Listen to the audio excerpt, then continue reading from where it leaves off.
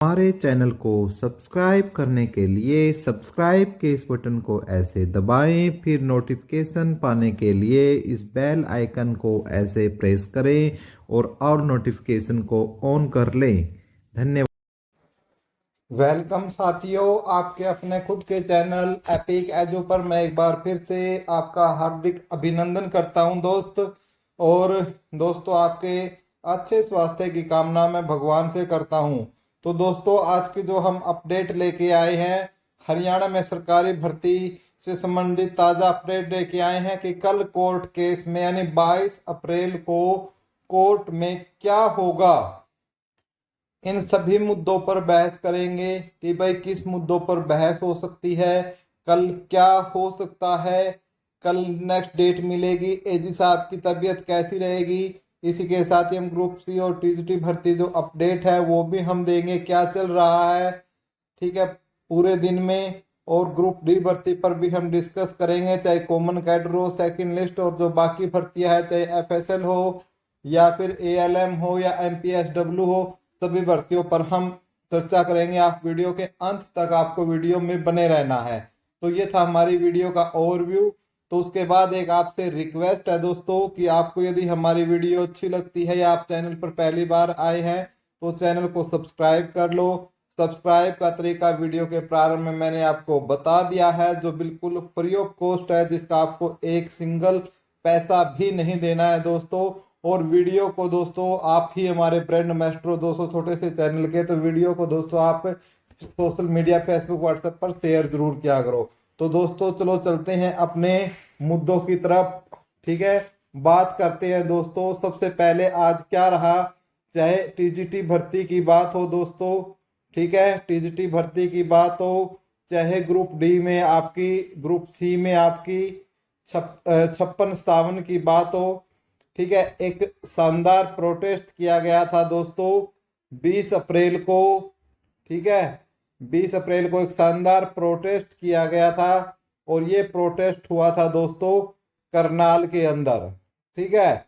अब कुछ साथी बोलते हैं कि भाई प्रोटेस्ट करने से कुछ नहीं होता, टाइम वेस्ट है, ये वो है। ऐसा नहीं है भाई, प्रोटेस्ट का ही नतीजा है, प्रोटेस्ट का ही नतीजा है कि दोस्तों जो 22 अप्रैल को, ठीक है, 22 अप्रैल को जो आपकी सुनवाई होनी है दोस्तों, ठीक है, उसके लिए एक आज बहुत बड़ी मीटिंग की गई है, बहुत बड़ी मीटिंग की गई है दोस्तों सरकार के द्वारा।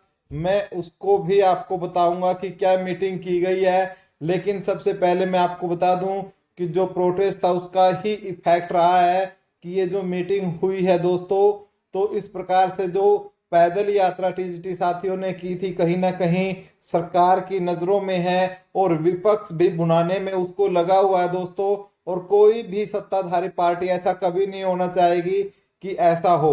तो इसलिए दोस्तों बहुत ही शानदार इन सब के जो इफेक्ट है वो हमें कैसे मिले हैं, पॉजिटिव इफेक्ट, हम इन सब के जो इफेक्ट हमें वो पॉजिटिव मिले हैं साथियों, ठीक है। एक तो ये बात है।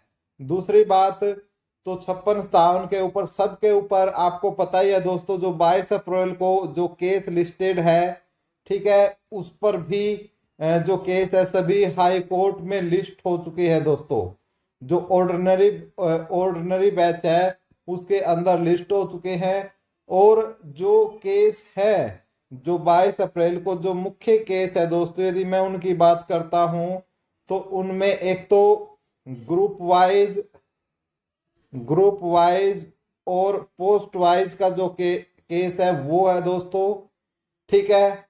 और एक इसके अंदर आपका 41 क्वेश्चन रिपीट का केस है, 41 क्वेश्चन रिपीट का केस है दोस्तों।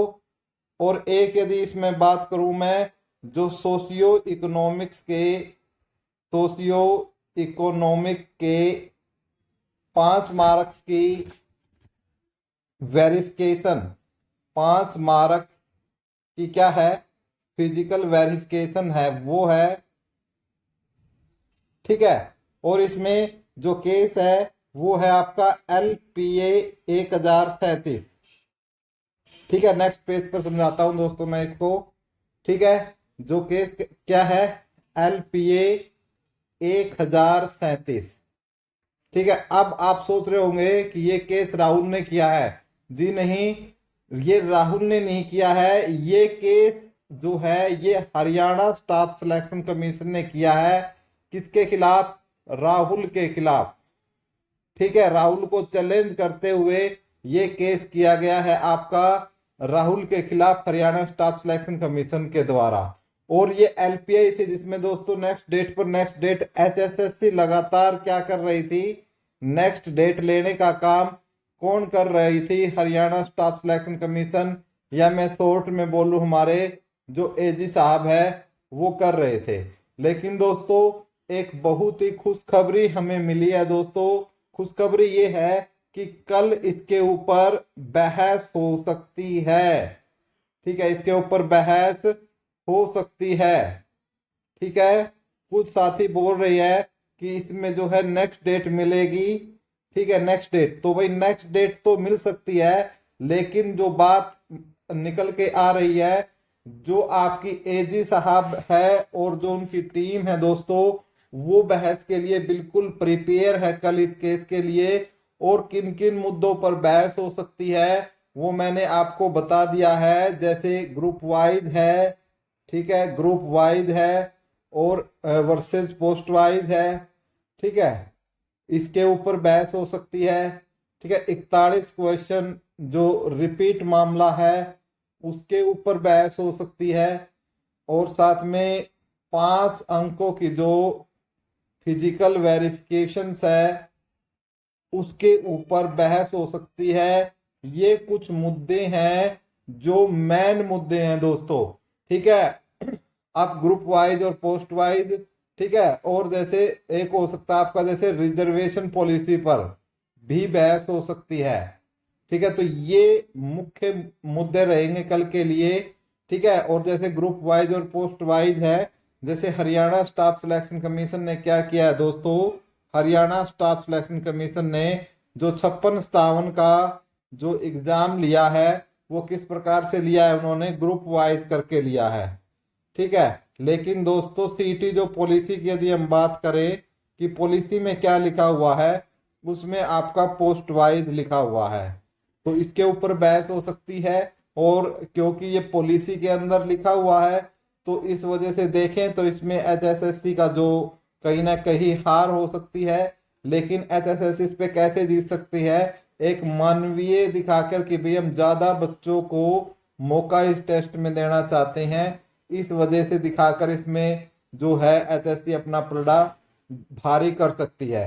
41 क्वेश्चन रिपीट पर जो अपोजिट पार्टी है वो ये दिखाने की कोशिश कर रही है कि इन्होंने अपने कुछ चहेतों को फायदा देने के लिए 41 क्वेश्चन रिपीट किए हैं। यदि ये कि बेईमानी प्रूव हो जाती है तो फिर भी 56-57 पर दोस्तों खतरा मंडरा सकता है। ठीक है, और 5 अंक की फिजिकल वेरिफिकेशन है दोस्तों, इसके ऊपर भी बहस हो सकती है। या ये हो सकता है कि जो 5 अंकों का फिजिकल वेरिफिकेशन है इसको शायद 23 अप्रैल को, क्योंकि सोशियो इकोनॉमिक पर बहस होनी है, उसके साथ भी मर्ज किया जा सकता है दोस्तों। स्क्रीनशॉट ले सकते हो इस बात की, जो मैं आपको बता रहा हूं हर एक बातें फैक्ट के साथ।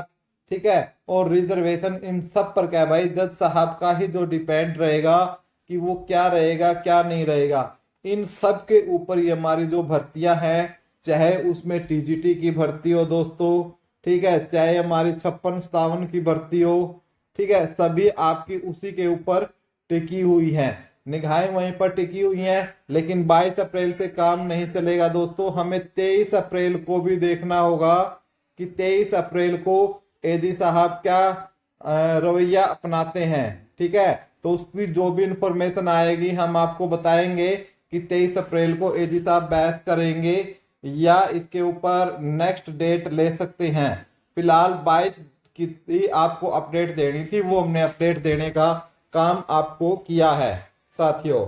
और आपको पता है दोस्तों, जब तक 5 अंकों के ऊपर कोई फैसला नहीं आ जाता तब तक कोई भी भर्ती आपकी पूरी नहीं होगी, ये तो तय है। यदि 5 अंकों पर जैसे ही फैसला आ जाता है दोस्तों तो 56-57 कैंसिल होंगे या बने रहेंगे, उस पर अभी कोर्ट के अंदर बात है। कमेंट करना ठीक नहीं है। सरकार बोल रही है हम बचा लेंगे, विपक्ष बोल रहा है हम इसको कैंसिल करवाएंगे, लेकिन सब जज के विवेक पर निर्भर करता है और हमें अपने माननीय हाई कोर्ट पर क्या करना चाहिए, विश्वास करना चाहिए। और टीजीटी भर्ती में दोस्तों एक्सपीरियंस के मार्क्स रहेंगे या उसके ऊपर डिपेंड करता है ये भर्ती पूरी होगी या नहीं, 5 अंकों के फैसले के साथ साथ। तो एक तो ये अपडेट है दोस्तों। और एक जो 5 अंकों का यदि ALM भर्ती पर बात करें तो क्या इफेक्ट पड़ सकता है, तो इस पर कोई इफेक्ट नहीं पड़ेगा। ठीक है, इस पर कोई इफेक्ट आपका 5 अंकों का नहीं पड़ेगा।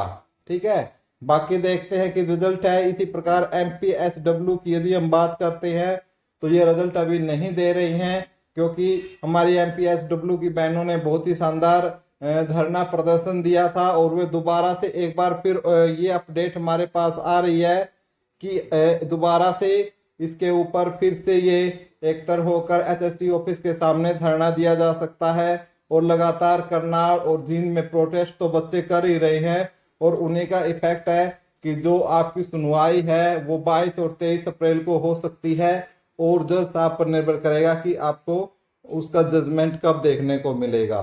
तो फिलहाल अब तक की यहाँ तक की यही अपडेट थी दोस्तों। आगे जो भी अपडेट आती है आपको बताएंगे। और हाँ, एक जो FSL वाले हैं, मैं देखता हूँ काफी जगह कमेंट करते हैं, तो मेरे FSL वाले साथियों आपसे भी क्या है, रिक्वेस्ट है कि अभी आपका रिजल्ट नहीं आने वाला है। अभी HSSC ने इस पर कोई विचार नहीं किया है। हमने पता भी किया था लेकिन कोई इंफॉर्मेशन या कोई जवाब नहीं दिया गया। तो अब आप देख लो कि आपको क्या करना है दोस्तों, इसके विरुद्ध आपको क्या एक्शन उठाना है, आप अपने लेवल पर देख सकते हो साथियों। फिलहाल HSSC कुछ सोच ही नहीं रहा है कि रिजल्ट निकाले न निकाले। ठीक है, और यदि हम HSSC JEE भर्ती की बात करें दोस्तों, तो उस पर भी जो 20 ग्रुप का रिवाइज रिजल्ट है